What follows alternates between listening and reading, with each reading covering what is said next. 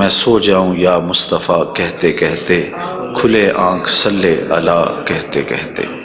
باقی جہاں تک حضور کے شمائل کو بیان کرنے کا حق ہے وہ کوئی بھی نہیں کر سکتا۔ ہم تو 14 صدیوں کے فاصلے پہ ہیں۔ جن لوگوں نے حضور کو دیکھا وہ بھی حضور علیہ السلام کا حلیہ بیان کرنے سے اپنے آپ کو قاصر سمجھتے ہیں۔ فرماتے ہیں ہمارے میں طاقت نہیں کہ ہم حضور کا حلیہ بیان فرمائیں۔ چند اصحاب نے حضور کا حلیہ بیان کیا، بلکہ صحابہ ایک دوسرے سے پوچھتے تھے حضور کیسے تھے؟ میاں تم نے نہیں دیکھا؟ کہا دیکھ کر بھی نہیں دیکھا۔ ہمت ہی نہیں تھی کہ حضور کے جمال جہاں آرا کو آنکھ بھر کے دیکھ سکیں۔ جن لوگوں نے حضور کا حلیہ بیان کیا ہے یہ وہ لوگ ہیں جنہوں نے یا تو حضور کو بچپن میں دیکھا ہے یا بہت قریب رہے ہیں اور حضور کو سوئے ہوئے دیکھا ہے، تو وہ حضور کا حلیہ بیان فرماتے ہیں۔ حضرت حسان بن ثابت رضی اللہ تعالی عنہ حضور کا حلیہ بیان فرماتے ہیں، کہتے ہیں کہ میں جو حضور کے شمائل کو تمہارے سامنے رکھتا ہوں تو اس کی وجہ یہ ہے کہ مجھے حضور کو دیکھنے کا ایک طریقہ آ گیا تھا، اور وہ یہ کہ فلما نظرت الی انوارہ فودعت کفی علی عینی خوفا من ذہاب بصری، تو میں اپنی آنکھوں پہ انگلیاں رکھ کے انگلیوں کی اوٹ سے حضور کے چہرے کو دیکھتا تھا کہ حضور کے جلووں کی چمک سے میری آنکھوں کی بینائی نہ جاتی رہے۔ یہ کون کہہ رہے ہیں؟ حضرت حسان بن ثابت رضی اللہ تعالی عنہ۔ اور آپ سارے اچھی طرح جانتے ہیں کہ حضرت حسان بن ثابت شاعر ہیں، اور شاعر حسن دیکھنے میں بڑا دلیر ہوتا ہے، اور وہ جو شاعر ہے اور حسن دیکھنے میں دلیر ہے وہ بھی آنکھوں پہ انگلیاں رکھ کے دیکھ رہا ہے، اور ابھی یہ حسن ظاہر نہیں ہوا۔ امام قرطبی علیہ رحمہ لکھتے ہیں کہ حضور نبی رحمت صلی اللہ علیہ وآلہ وسلم کا حسن ظاہر نہیں ہوا تھا، اور اگر جمال رسول صلی اللہ علیہ وآلہ وسلم کا ظہور ہو جاتا تو کوئی دیکھنے کی تاب ہی نہ رکھتا۔ حضور کے جمال جہاں آرا پر 70,000 بشریت کے پردے رکھے گئے، لیکن اس چھپے ہوئے حسن کو بھی دیکھنے کی تاب نہیں ہے، اور اگر یہ حسن بے نقاب ہوتا تو کیا ہوتا؟ یہی بہتر ہے کہ وہ پردے میں روح پوش رہے، وہ اگر پردہ اٹھا دے تو کسے ہوش رہے۔ حضرت شاہ ولی اللہ محدث دہلوی علیہ رحمہ نے اپنے والد حضرت شاہ عبد الرحیم محدث دہلوی علیہ رحمہ سے روایت کیا ہے کہ میرے والد شاہ عبد الرحیم خواب میں حضور کی زیارت کی، اور یہ بات آپ اچھی طرح جانتے ہیں کہ جس نے حضور کو خواب میں دیکھا اس نے حضور کو ہی دیکھا۔ شیطان خواب میں آ کر بھی حضور کی مثل ہونے کا دعویٰ نہیں کر سکتا۔ تو خواب میں حضور کو دیکھا اور عرض کی یا رسول اللہ صلی اللہ علیہ وسلم، آپ نے فرمایا ہے انا املہ و اخی یوسف اسبہ، میں نمکین حسن والا ہوں اور میرا بھائی یوسف میٹھے حسن والا تھا۔ وہاں تو زنان مصر کی انگلیاں کٹ گئیں، اور یہاں ایسا کوئی واقعہ پیش نہیں آیا، جبکہ حسن ملی حسن صبی کی نسبت زیادہ پرکشش ہوتا ہے، تو وہاں انگلیاں کٹ گئیں اور یہاں ایسا کوئی واقعہ پیش نہیں آیا، تو اس کی کیا وجہ ہے؟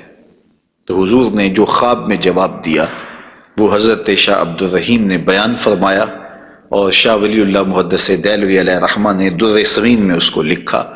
آقا کریم نے فرمایا جمالی مستور عن اعین الناس غیرۃ من اللہ، اے عبد الرحیم اللہ نے غیرت محبت کی وجہ سے میرے حسن کو لوگوں کی نظروں سے چھپا کے رکھا ہے۔ کوئی محب نہیں چاہتا کہ میرا محبوب کوئی دیکھے۔ قتیل شفائی نے کہا تھا نا، اس حد تلک بڑھ گئی ہے بے اعتمادی کہ تجھ کو تجھ سے بھی چھپانا چاہتا ہوں۔ وہ کہتا ہے میری تو آرزو یہ ہے کہ تو آئینہ بھی نہ دیکھے۔ تو محب کی غیرت ہوتی ہے کہ اس کے محبوب کو کوئی نہ دیکھے، تو کہا کہ میرے حسن کو لوگوں کی نظروں سے چھپا کے رکھا گیا ہے، اور اگر یہ حسن ظاہر کر دیا جاتا تو کوئی تاب نہ لا سکتا۔ تو یہ چھپے ہوئے حسن کا عالم ہے کہ دیکھنے والوں کو پھر بھی انگلیاں رکھ کے دیکھنا پڑتا ہے، اور اگر یہ بے نقاب ہوتا تو پھر کون تاب لا سکتا۔ مولانا حسن رضا اعلیٰ حضرت کے برادر محترم فرماتے ہیں وہ اگر جلوہ کریں کون تماشائی ہو۔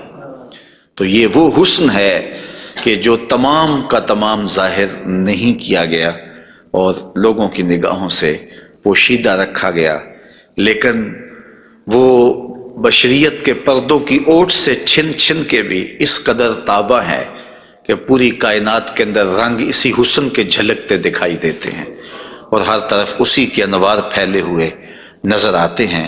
تو حضور کے حسن کا بیان، حضور کے حسن کا ذکر اگرچہ انسانی استطاعت میں نہیں ہے اور اس کے بس میں نہیں ہے، لیکن اس کے باوجود صحابہ کے دور سے لے کر آج تک لوگوں کا یہ محبوب موضوع رہا ہے کہ وہ حضور علیہ السلام کے حسن کا ذکر کر کے اپنے قلب کی تسکین کا ساماں کرتے ہیں۔ علماء نے یہ بھی لکھا ہے کہ جو شخص حضور کے حسن کو بیان کرے لوگوں کے دلوں میں اس کے لیے پیار پیدا ہو جاتا ہے۔ آج ہر شخص چاہتا ہے کہ میں ہر دل عزیز ہو جاؤں، تو یہ سادہ سا نسخہ ہے کہ کائنات میں حضور کے حسن کے تذکرے کیا کرو، دنیا تم سے پیار کرنے لگ جائے گی۔ تم محبوب الخلائق بن جاؤ گے اگر تم اس محبوب دو عالم کے حسن کو لوگوں کی نظروں کے سامنے بیان کرو گے۔ انشاءاللہ حضور کے مختلف اعضاء کے حسن کا ذکر ترتیب وار کیا جائے گا، اور اہل محبت نے اور اصحاب رسول نے اس پر کیا محبتوں کے پھول پیش کیے ہیں۔ یقیناً آپ کے قلوب کو فرحت بھی ہوگی، قرار بھی ملے گا، اور آقا کریم کے حسن دل پذیر اور حسن جاں فضا کی مستیوں میں آپ کھو بھی جائیں گے۔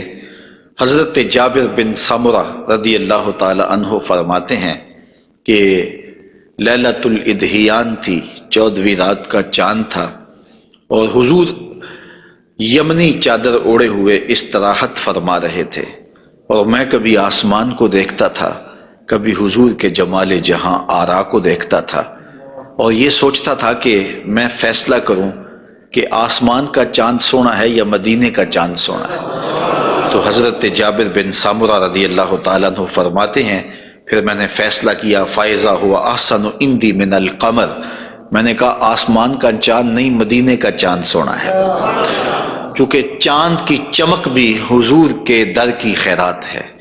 چاند کو، سورج کو، شمس و قمر کو جو روشنیاں دی گئی ہیں وہ حضور کے صدقے سے دی گئی ہیں۔ تو کائنات میں جہاں بھی اجالا ہے، جہاں بھی روشنیاں ہیں، جہاں بھی نور ہے، وہ نور حضور علیہ السلام کا ہی ظہور ہے، اور حضور کا نور ہے کہ جو کسی سے مستعار نہیں لیا ہوا، وہ حضور کا اپنا نور ہے، اپنا حسن ہے۔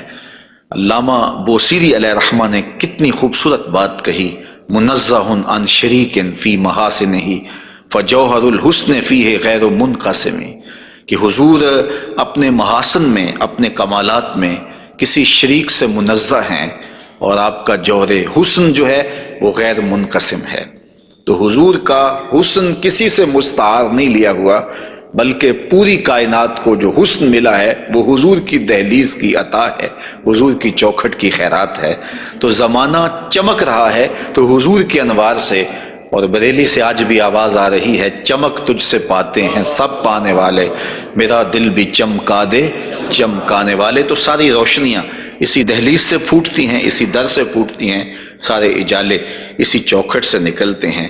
اللہ نے اپنے محبوب علیہ السلام کو جو حسن دیا، جو جمال دیا، حضرت برا بن عازب رضی اللہ تعالیٰ عنہ بیان فرماتے ہیں، امام بخاری و مسلم نے اس کو روایت کیا ہے، کان رسول اللہ صلی اللہ علیہ وسلم احسن الناس وجہا، کائنات میں جتنا سونا چہرہ میرے حضور کا تھا کسی کا تھا ہی نہیں۔ سب سے زیادہ سونا اور خوبصورت چہرہ اللہ نے اپنے محبوب کو عطا کیا ہے۔ اور حضرت ابو ہریرہ رضی اللہ تعالی عنہ سے معروف روایت ہے جس کو امام ترمذی نے اور باقی محدثین نے روایت کیا ہے، حضور فرماتے ہیں حضرت ابو ہریرہ، ما رأیت شیئا احسن من رسول اللہ صلی اللہ علیہ وسلم، میں نے حضور سے سونا کوئی دیکھا ہی نہیں۔ اور حضرت حسان بن ثابت کہتے ہیں کہ آج تک کسی ماں نے ایسا سونا جنم ہی نہیں دیا، سونا دیکھتے کیسے، کسی ماں نے ایسا جنم ہی نہیں دیا۔ حضرت ابو ہریرہ نے ایک موقع پہ فرمایا کہ کل قمر لیلۃ البدر لم ارا قبلہ ولا بعدہ مثلہ، کیا پوچھتے ہو 14ویں رات کا چمکتا ہوا چاند تھے میرے حضور؟ پھر کہتے ہیں نہیں نہیں نہیں، حضور جیسا نہ پہلے دیکھا ہے نہ بعد میں دیکھا۔ تو حضرت حسان بن ثابت فرماتے دیکھتے کیسے؟ کسی ماں نے جنم دیا ہوتا تو دیکھتے۔ خدا نے وہ سچا ہی پن چھڑیا جہدے وچ محمد نو ٹالیا سی، حسینہ جمیلہ دا منہ موڑ دیتا، محمد بنا کے قلم توڑ دیتا۔ تو اللہ تعالیٰ نے ایسا پیکر تراشا ہے، ایسی صورت بنائی ہے کہ جس کی مثل کائنات کے اندر نہ کوئی دوسری صورت ہے، اور میرے محبوب کے جمال جیسا نہ کوئی دوسرا جمال ہے۔ تو وہ حسن، وہ جمال، وہ کمال اور وہ شانیں اور وہ مراتب رفیع عطا کیے گئے جو انہی کا مقسوم ہے۔ حضور کا پورا جسم انور اور حضور کا وجود مسعود برکتوں سے مالا مال تھا، اور حسن اور جمال کا آئینہ دار تھا۔ لا یجلس الذباب علی جسدہ، ساری زندگی حضور کے بدن پہ کبھی مکھی نہیں بیٹھی۔ آقا کریم علیہ الصلوۃ والسلام کے بدن پہ کبھی میل نہیں آیا، حضور کی آنکھوں کے اندر کبھی میل نہیں آیا، حضور کو ساری زندگی بلغم نہیں آئی۔ آقا کریم کی مبارک بغلیں بے بال تھیں اور بالکل باقی جلد کی طرح سفید تھیں۔ حضور علیہ السلام کا لعاب شہد سے زیادہ میٹھا تھا اور کستوری سے زیادہ خوشبودار تھا۔ حضور کے فضلات مبارکہ جو ہے وہ امت کے حق میں پاک ہیں، اور جہاں حضور علیہ السلام قضائے حاجت کے لیے جاتے تو وہاں بعد میں جا کے دیکھا جاتا تو کوئی چیز نظر نہ آتی سوائے کستوری کی خوشبو کے۔ تو آقا کریم علیہ الصلوۃ والسلام کو کبھی جمائی نہیں آئی، کبھی حالت نیند میں حضور نبی رحمت صلی اللہ علیہ وآلہ وسلم ناپاک نہیں ہوئے، حضور نبی رحمت صلی اللہ علیہ وسلم پر کوئی نجاست نہیں آئی، اور آقا کریم کے بدن کا سایہ بھی نہیں تھا تاکہ زمین کے اوپر حضور کا سایہ نہ گرے۔ کائنات میں ایسا کون ہو سکتا ہے جیسا آمنہ کا لال تھا؟ تو وہ حسن دیا گیا، وہ جمال دیا، جس پہلو سے دیکھو حضور بے مثال نظر آتے ہیں اور بے مثل نظر آتے ہیں۔ آئیے ہم حضور نبی رحمت صلی اللہ علیہ وآلہ وسلم کے جسم کے حوالے سے پہلے کچھ بات کریں اور پھر حضور کے اعضاء کی طرف چلتے ہیں۔ حضور کا مبارک جسم بے سایہ تھا، اور یہ سایہ نہ چاند کی چاندنی میں دکھائی دیتا تھا اور نہ سورج کی روشنی میں پڑتا تھا۔ حضرت ذکوان رضی اللہ تعالی عنہ روایت کرتے ہیں، فرماتے ہیں کہ ان رسول اللہ صلی اللہ علیہ وسلم لم یکن یرا لہ ظل فی شمس ولا قمر، حضور کا سایہ نہ سورج کی روشنی میں ہوتا تھا اور نہ چاند کی چاندنی میں ہوتا تھا۔ اور حضرت عثمان رضی اللہ تعالی عنہ خلیفہ ثالث رضی اللہ تعالی عنہ اس کی وجہ بیان فرماتے ہیں کہ حضور کا سایہ کیوں نہیں تھا۔ فرماتے ہیں ان اللہ ما اوقع ظلک علی الارض لئلا یدع انسان قدمہ علی ذلک الظل، اللہ تعالیٰ نے محبوب کا سایہ زمین پہ اس لیے نہیں پڑنے دیا کسی انسان کا قدم محبوب کے سائے پہ نہ آ جائے۔ اللہ اکبر۔ لیکن حضرت شیخ احمد مجدد الفسانی علیہ رحمہ نے ایک بڑی خوبصورت بات کہی، اور ہمارے لیے وہ بڑی ٹھنڈک اور بڑی تسکین کا سامان ہے۔ وہ فرماتے ہیں کہ اورا صلی اللہ علیہ وسلم سایہ نبود، آقا کریم علیہ السلام کا سایہ نہیں تھا۔ در عالم شہادت، اس عالم شہادت میں حضور کا سایہ نہیں تھا، اور یہ بات ثابت ہے، اور تقریباً تمام مکاتیب فکر کے لوگ، ایک دو مکتبہ فکر کے علاوہ باقی سارے اس بات کو تسلیم کرتے ہیں۔ رشید احمد گنگوہی نے بھی یہ بات لکھی ہے، امداد السلوک کے اندر یہ روایت موجود ہے کہ بتواتر ثابت شد کہ حضرت علی سایہ نہ داشتن۔ وہ کہتے ہیں کہ یہ بات تواتر کے ساتھ ثابت ہے کہ جناب صلی اللہ علیہ وسلم کا سایہ نہیں تھا۔ تو حضرت شیخ فرماتے ہیں کہ عالم شہادت میں حضور کا سایہ نہیں تھا۔ شیخ احمد مجدد الفسانی کیوں سایہ نہیں تھا؟ فرماتے ہیں سایہ ہر شخص از شخص لطیف تر است، کسی چیز کا سایہ اس شے سے زیادہ لطیف ہوتا ہے، چون لطیف تر از وے صلی اللہ علیہ وآلہ وسلم در عالم نہ باشد اورا سایہ چے صورت دارت۔ جب حضور سے لطیف کائنات میں شے ہی کوئی نہیں ہے تو پھر سایہ کیا معنی رکھتا ہے؟ کائنات میں حضور سے لطیف ہے ہی کوئی چیز نہیں ہے، حضور کی مثل عالم امکان میں ممکن ہی نہیں ہے۔ اب مجھے یہ بتائیں کہ جس کا سایہ بھی نہیں تھا اس کا ثانی ہو سکتا ہے؟ تو یہ کون خاکے تراش رہے ہیں؟ کس کے خاکے تراش رہے ہیں؟ خاکے تو خاکیوں کے ہوتے ہیں. جو پیکر نور ہو، جس کا سایہ بھی نہیں ہے، اس کے خاکے کیسے ہو سکتے ہیں؟ تو حضور کی مثل تو بزم عالم میں ممکن ہی نہیں ہے. اقبال بھی بول پڑے، رخ مصطفیٰ ہے وہ آئینہ، کہ اب اس سا دوسرا آئینہ نہ کسی کی بزم خیال میں، نہ دکان آئینہ ساز میں. ممکن ہی نہیں ہے. خدا نے وہ سچائی پن چھڑیا جہدے وچ محمد نو ڈالیا سی. تو آقا کریم علیہ الصلوۃ والسلام کا سایہ نہیں بنایا، اور کائنات کے اندر وہ بے مثل بھی ہیں، وہ بے مثال بھی ہیں. تو یارو جس کا سایہ بھی نہیں ہے، اس کا ثانی کیسے ہو سکتا ہے؟ تو آقا کریم علیہ الصلوۃ والسلام کا مبارک قد انور، حضور کا جسم نور، اللہ تعالیٰ جل شانہ نے حضور کو قد رانا دیا ہوا. امیر خسرو نے کہا تھا نا، پری پیکر نگارے سرو قد لالا رخسارے، سراپا آفتے دل بود شب جائے کہ من بودم. خدا خود میرے مجلس بود اندر لا مکان خسرو، محمد شم محفل بود شب جائے کہ من بودم. تو حضور کا قد انور، اللہ اکبر. اس کے بارے میں حضرت سیدنا علی المرتضیٰ رضی اللہ تعالی عنہ سے مروی روایت سنیے. فرماتے ہیں، لم یکن بالطویل الممغت ولا بالکثیر المتردد وکان ربعۃ من القوم لم ارى قبلہ ولا بعدہ مثلہ.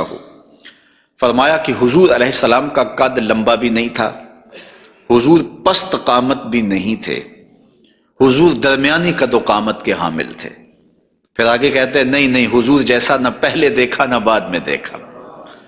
اور حضرت انس رضی اللہ تعالیٰ عنہ فرماتے ہیں، کان رسول اللہ صلی اللہ علیہ وسلم لیس بالذاہب طولا وفوق الربا اذا جامع القوم غمرہم. فرماتے ہیں حضور پست قامت نہیں تھے، حضور درمیانی قد و قامت کے تھے. پھر کہتے ہیں نہیں، درمیانی قد و قامت سے بھی اٹھتا ہوا حضور کا قد تھا. یعنی قد اتنا لمبا نہیں تھا کہ بہت لمبا قد بھی اچھا نہیں لگتا اور پست قامتی بھی عیب ہے. تو درمیانہ قد ہونا یہ حسن ہے، لیکن درمیانے سے بھی کچھ اٹھتا ہوا یہ مزید حسن ہے. اور یہ اللہ نے اپنے محبوب کو قد دیا تھا، لیکن اس کے ساتھ یہ شان تھی کہ لمبے لمبے قد والے لوگ موجود ہوتے اور حضور بھی ان میں موجود ہوتے. اذا جامع القوم غمرہم، جب حضور تشریف فرما ہوتے تو حضور سب سے اونچے دکھائی دیتے.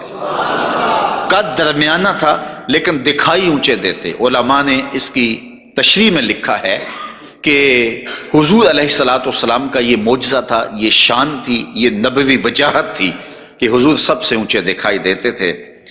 ام معبد جو حضور کا حلیہ بیان کرتی ہیں، اور انشاءاللہ ان سے مروی روایت اور ان کا تفصیلی واقعہ ہم آگے چل کے بیان بھی کریں گے.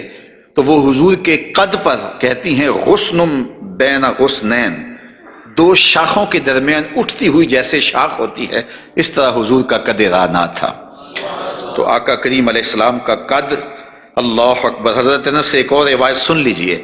وہ فرماتے ہیں، کان رسول اللہ صلی اللہ علیہ وآلہ وسلم احسن الناس قواما و احسن الناس وجہا. کہتے ہیں جیسی قد و قامت میرے حضور کی تھی، کائنات میں اتنا سونا قد کسی کا نہیں، اور جتنا سونا چہرہ میرے حضور کا تھا ایسا سونا چہرہ کسی کا نہیں ہے. قد بھی سونا اور چہرہ بھی سونا. اور زمانے میں اتنا سونا رب نے کوئی پیدا ہی نہیں کیا، چونکہ سب سے حسین سب سے جمیل اپنے محبوب کو بنایا. لکھاں آئے لوگ زمانے تے محبوب خدا جیا کوئی نہیں، لکھاں سونے بن بن بیندے نے ادی خاکے پا جیا کوئی نہیں. جو حسن انہیں دیا، جو جمال انہیں دیا، وہ انہی کی خوبی ہے. حضور نبی رحمت صلی اللہ علیہ وآلہ وسلم کے قدموں کے حسن کا ذکر کرتے ہیں. حضرت نبی رحمت صلی اللہ علیہ وآلہ وسلم کے مبارک قدموں کی جو ہتھیلیاں تھیں وہ پرگوشت تھیں، اور انگلیاں قوی بھی تھیں، مضبوط تھیں اور خوشنما تھیں. اور مبارک تلوے گہرے تھے اور صاف تھے، نرم تھے اور چکنے تھے. اگر ان پر پانی ڈالا جائے تو پانی بہہ جاتا. اور جب آقا کریم چلتے تو حضور ایسے لگتا جیسے بلندی سے نیچے اتر رہے ہیں. وقار کے ساتھ حضور قدم زور کے ساتھ اٹھاتے اور وقار کے ساتھ آگے بڑھاتے، اور یوں محسوس ہوتا کہ جس طرح بلندی سے حضور نیچے کی طرف آ رہے ہیں. آقا کریم علیہ الصلوۃ والسلام بہت تیز چلتے نہیں تھے، لیکن ایسے لگتا تھا جس طرح زمین حضور کے لیے لپیٹ دی گئی ہے. اور اگر لوگ حضور کے ساتھ چلنا چاہتے تو حضور کے ساتھ چل نہیں سکتے تھے، اللہ نے اپنے محبوب کو وہ رفتار عطا فرمائی۔ زمین بھی سمیٹ دی گئی تھی حضور کے لیے، اور وقت بھی سمیٹ دیا گیا تھا حضور کے لیے، اور آقا کریم علیہ الصلوۃ والسلام کے قدم مبارک کی انگلیاں وہ بڑی خوبصورت تھیں، لیکن جو درمیان والی انگلی ہے وہ انگلی باقی انگلیوں سے زیادہ قد آور تھی، لمبی تھی۔ آئیے ذرا اس انگلی کا حال حضرت میمونہ بنت کردم رضی اللہ تعالی عنہا سے سنیے۔ یہ ایک صحابیہ ہیں جو اپنے والد گرامی کے ساتھ حضور کی خدمت میں حاضر ہوئیں۔ تو ان کے والد گرامی نے حضور سے کوئی بات پوچھی، اور آقا کریم اس وقت ناقہ کے اوپر، اونٹنی کے اوپر سوار تھے۔ تو ان کا جی چاہا کہ میں حضور کا دیدار کروں، لیکن حضور کے چہرے کی وجاہت نے ان کو حضور علیہ الصلوۃ والسلام کے چہرے کی جانب آنکھ بھر کے دیکھنے نہ دیا۔ تو کہا اب آئی ہوں تو حضور کے مبارک پاؤں کو دیکھنے لگی۔ تو حضرت میمونہ بنت کردم فرماتی ہیں فما نسیتو فی ما نسیتو طول اصبع قدمہ السبابہ علی سائر اصابعہ، کہا مدت ہو گئی ہے میں نے حضور علیہ السلام کو دیکھا تھا، اور حضور کے مبارک پاؤں کی انگلیوں میں سے جو درمیان والی انگلی ہے، اس انگلی کا جو قد باقی انگلیوں سے تھوڑا سا لمبا تھا، آج تک میری آنکھوں سے وہ حسن نہیں ہٹتا ہے، وہ حسن ہی زائل نہیں ہوتا ہے۔ اب تک میری نگاہوں میں وہی جلوے ہیں کہ حضور علیہ السلام کی انگلی جو ہے وہ باقی انگلیوں کی نسبت جو ہے وہ زیادہ درمیان والی انگشت سبابہ جو تھی وہ زیادہ لمبائی میں تھی۔ تو حضرت میمونہ بنت کردم ابھی تک اس انگلی کے حسن میں کھوئی ہوئی ہیں۔ مجھے بتاؤ جس کی انگلی، پاؤں کی انگلی اتنی حسین ہے، اس کی آنکھیں کتنی حسین ہوں گی۔ وہ کیا کسی نے کہا نا کہ قدموں میں جبیں کو رہنے دو، چہرے کا تصور مشکل ہے۔ قدموں پہ جبیں کو رہنے دو، چہرے کا تصور مشکل ہے، جب چاند سے بڑھ کر ایڑی ہے رخسار کا عالم کیا ہوگا۔ یہ تو انگلی کا حسن ہے کہ میمونہ بنت کردم ساری زندگی یہی احساسہ ہے، لوگوں کو بتاتی ہیں کہ لوگوں میں نے حضور کی انگلی دیکھی ہوئی ہے۔ تو جس نے حضور کے قدم انور کی انگلی کی زیارت کی ہے وہ تو ناز کرے، اور پھر اس عائشہ صدیقہ محبوب کائنات کی قسمت پہ ناز نہ کریں جن کی آغوش میں حضور کا سر انور ہوتا تھا۔ تو حضرت میمونہ بنت کردم رضی اللہ تعالی عنہا فرماتی ہیں کہ میں ابھی تک اس انگلی کے جمال کو بھول نہیں پائی۔ آقا کریم علیہ الصلوۃ والسلام کے قدموں کے بارے میں آتا ہے کہ کان رسول اللہ صلی اللہ علیہ وسلم احسن البشر قدما، کائنات میں جتنے سونے قدم میرے حضور کے تھے اتنے سونے قدم بھی کسی کے نہیں تھے۔ حضرت انس اور حضرت ابو ہریرہ اور ہند بن ابی حالہ رضی اللہ تعالیٰ عنہ حضور کے قدموں کے بارے میں شسن القدمین، اور حضرت امام ترمذی نے مسیح القدمین کے لفظ بولے ہیں کہ نرم آپ کے قدم تھے، اور آپ کے قدم جو ہے وہ چمکدار تھے، روشن تھے، آپ کے قدم پرگوشت تھے، اور آپ کے مبارک پاؤں خوبصورت تھے۔ اور تلوے جو تھے اس کے بارے میں دو روایات ہیں، ایک روایت یہ ہے کہ اخمسان، اور ایک روایت کے اندر لفظ ہیں لیس لہا اخمس، کہ جو تلوے ہیں وہ درمیان سے جو ہیں وہ پرگوشت تھے، اور ایک ہے کہ درمیان سے پرگوشت نہیں تھے۔ تو یہ دو روایات کی تطبیق کیسے ہوگی؟ بعض نے کہا کہ حضور کے مبارک تلوے جو تھے وہ درمیان سے پرگوشت نہیں تھے، اور بعض نے کہا کہ بالکل درمیان سے پرگوشت ہی تھے اور بالکل سیدھے تھے۔ علماء نے کہا کہ درمیان سے خلا تو تھا، لیکن جب حضور قدم رکھتے تھے تو آقا کریم علیہ السلام قدم جو ہے وہ پوری طرح جماؤ کر کے رکھتے تھے، اور جب وہ نقش بنتا تھا تو وہ نقش پورا بنتا تھا۔ اور یہاں محدثین نے کمال کر دی، کہا رب نے یہ نہیں چاہا کہ میرے محبوب کے تلووں کا نقش ناتمام بنے، نقش پورا بنتا تھا۔ تو جنہوں نے نقش کو دیکھ کر تلووں کا اندازہ لگایا انہوں نے کہا کہ نہیں، وہ تلوے بالکل برابر تھے اس لیے کہ نقش پورا بنتا تھا، اور جنہوں کو تلوے دیکھنے کی سعادت نصیب ہو گئی تو انہوں نے کہا نہیں، ہم نے دیکھے ہیں کہ جو ہے وہ درمیان میں جو ہے وہ کم گوشت تھا اور اطراف میں گوشت زیادہ تھا۔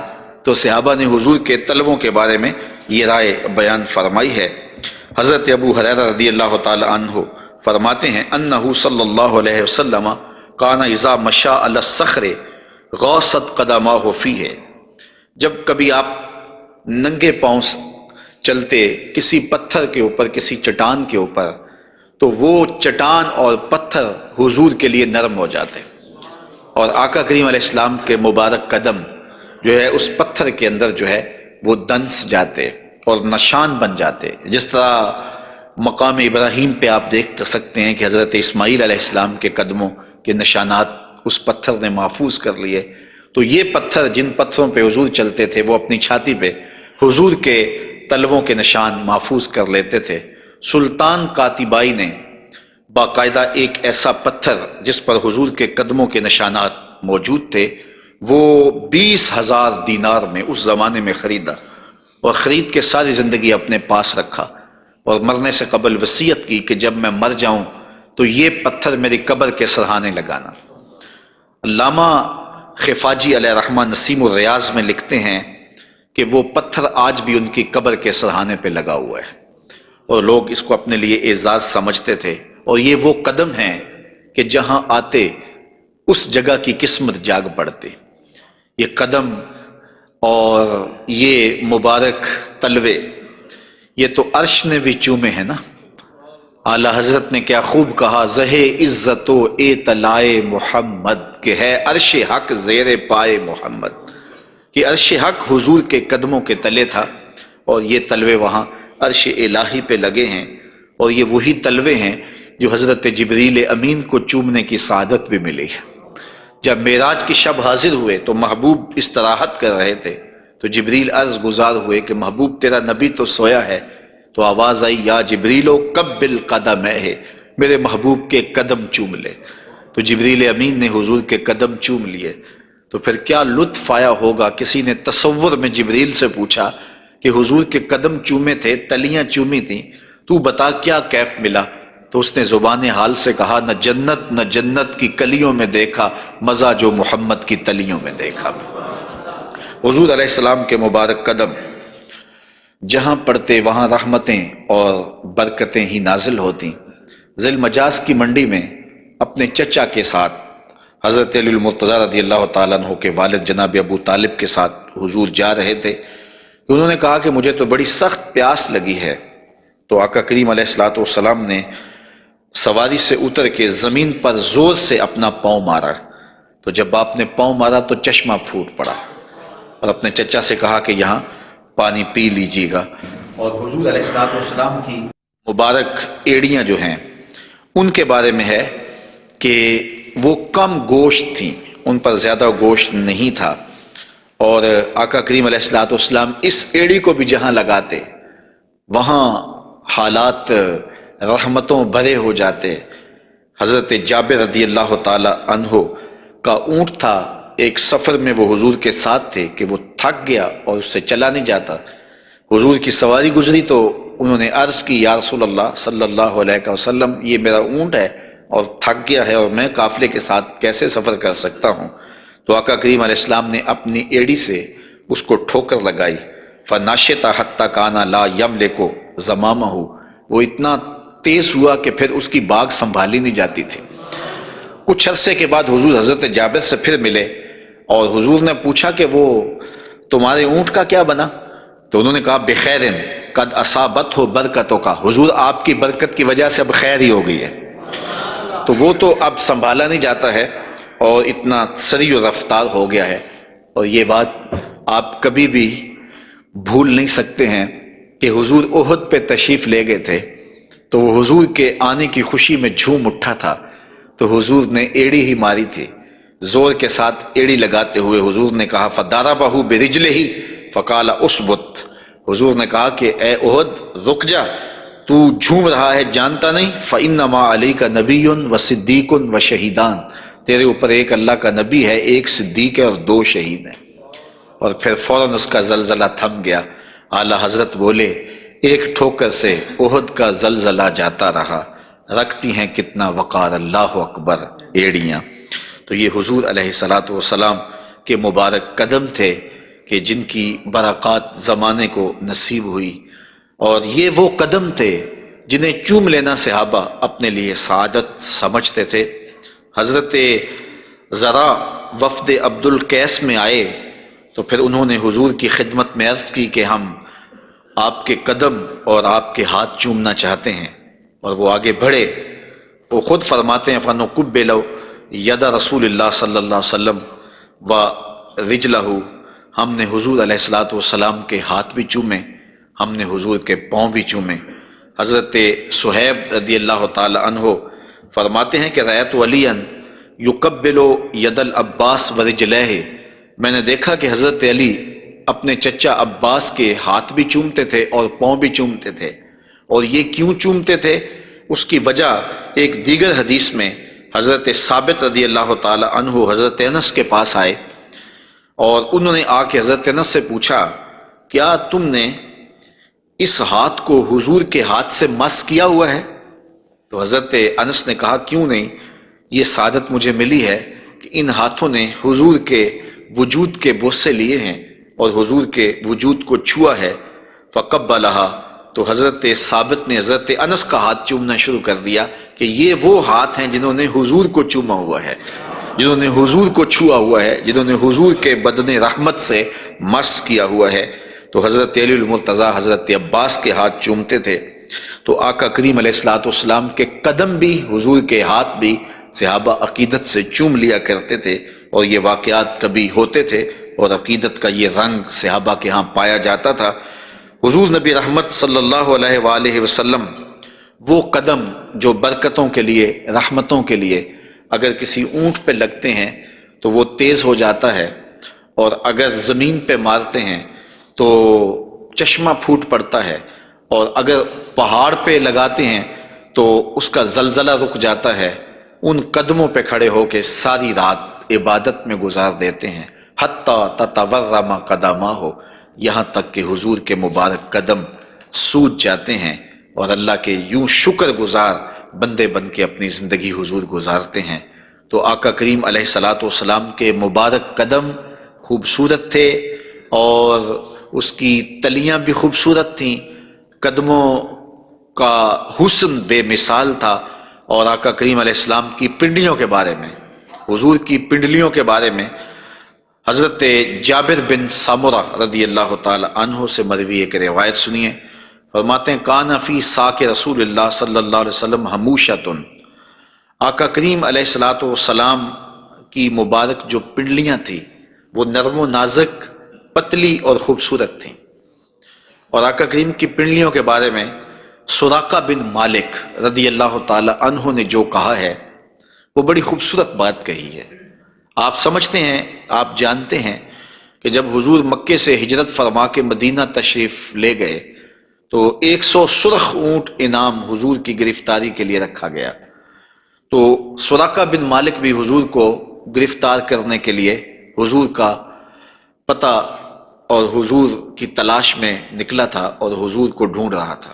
خیر ایک مقام پہ حضور علیہ السلام سے ملاقات ہو گئی، تو یہ اپنے اس برے ارادے سے حضور کی طرف بڑھا تو اس کا اونٹ جو ہے وہ گھٹنوں تک زمین میں دنس گیا۔ اس نے معذرت کی، حضور نے دعا دی، وہ اونٹ باہر نکل آیا تو اس کی پھر نیت بدل گئی، تو پھر دوبارہ اونٹ جو ہے وہ گھٹنوں تک دنس گیا۔ خیر اس نے دوبارہ معذرت کی اور حضور سے کہا کہ آپ مجھے امان نامہ لکھ کے دیں۔ تو حضور نے ان کو امان نامہ دے دیا اور فرمایا کہ تو مجھے گرفتار کرنے کے درپے ہے اور میں تیرے ہاتھوں میں کسرا کے کنگن دیکھ رہا ہوں۔ تو یہ واپس پلٹ آئے، تو انہوں نے اس وقت حضور علیہ السلام کو دیکھا، تو یہ حضور کے حسن کا اور حضور کی پنڈلیوں کا ذکر کرتے ہیں، کیونکہ حضور سواری پہ تھے اور حضور کی پنڈلیاں انہیں دکھائی دی۔ تو حضرت سراقہ بن مالک کہتے ہیں کہ فلما دنوت منہ، جب میں حضور کے نیڑے ہوا اس نیت سے کہ میں حضور کو گرفتار کروں، وہو علی ناقتہ، تو حضور اپنی اونٹنی کے اوپر سوار ہیں۔ تو پھر کیا ہوا، تو جعلت انظر الی ساقہ، تو میں حضور کی پنڈلیوں کو دیکھنے لگا۔ ایسا جعلت انظر، میں دیکھنے لگا، میری نظر جم گئی حضور کی مبارک پنڈلی پر۔ وہ کس طرح کہ اتنی خوبصورت تھی، کہتے ہیں کأنہا جمارہ، پنڈلی ایسے تھی جس طرح جمارہ ہوتا ہے۔ آپ نے کبھی دیکھا ہو کھجور کا درخت، تو کھجور کے درخت سے نیچے شاخیں پھوٹتی ہیں، تو جب نئی شاخ نکلتی ہے تو وہ اتنی خوبصورت ہوتی ہے اور اتنی نرم اور نازک اور گداز ہوتی ہے کہ اس کو چھو لینے کو جی چاہتا ہے، تو اس شاخ کو عربی میں جمارہ کہتے ہیں۔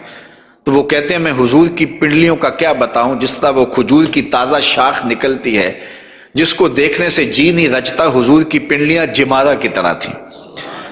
تو یہ انہوں نے ایک اپنے محاورے کے مطابق مثال دی، ورنہ حضور علیہ الصلوۃ والسلام کی پنڈلیوں کے لیے کوئی لفظ ہی نہیں ہے جو اللہ نے اپنے محبوب کو پنڈلیوں کا حسن دیا۔ اچھا، حضور کی پنڈلیوں کے بارے میں سنو میرے امام اعلی حضرت نے کیا کہا، کمال کر دی۔